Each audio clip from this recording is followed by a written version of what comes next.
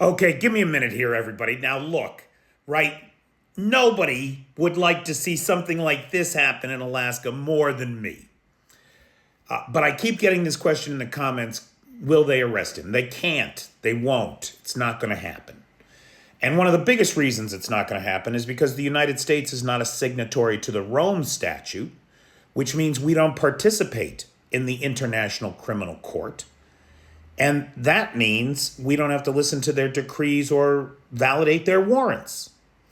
And so there's no basis to assume that when this traitor invites this gangster into his house and rolls out the red carpet for a war criminal with a warrant, what you are seeing is the bastardization, the gangsterization of American democracy in the person of a malign foreign agent who has subverted the federal government of the United States, Donald J. Trump.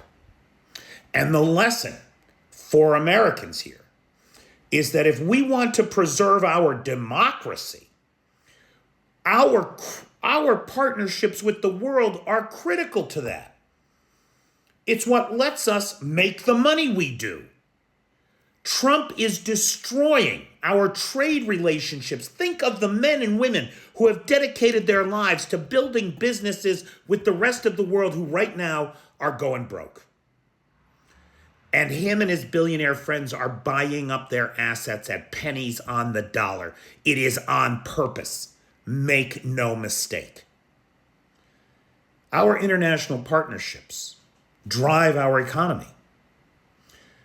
Our international partnerships with democratic institutions will help us preserve our democracy in the future. Militarily, that's what NATO is, right? That's what NATO is. Legally, if we want to live in a world with rules-based orders where people have to play by the rules, we need things like the criminal court.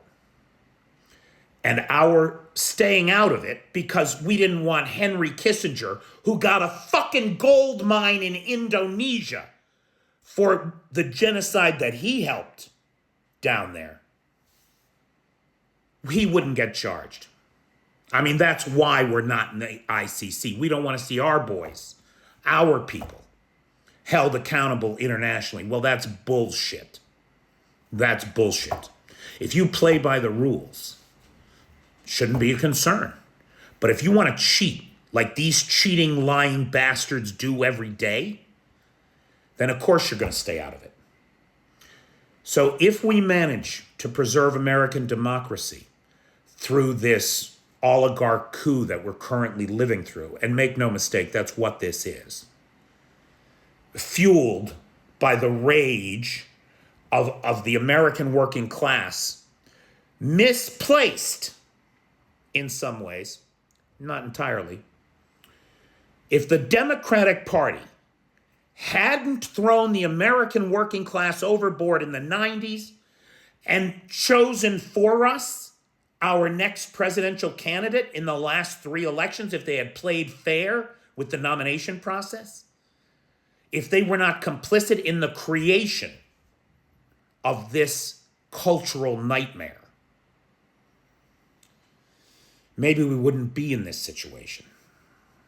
So if we survive Donald Trump, and if the Democrats finally get their act together and get back on board with what it means to be an American living in a democracy, if we survive it, one of the things that we should think about is how do we participate more fully in these critical international institutions like the ICC. Because if we did, this travesty of this setting foot on American soil with impunity wouldn't even be possible. Participation in these institutions guard us against the unenlightened, short-term, self-interested populist like Donald Trump. What do you think? Am I nuts? Am I too hard on the Democrats? Fuck them. They're responsible.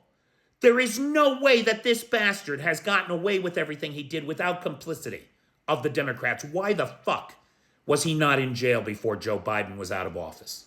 Why? Complicity.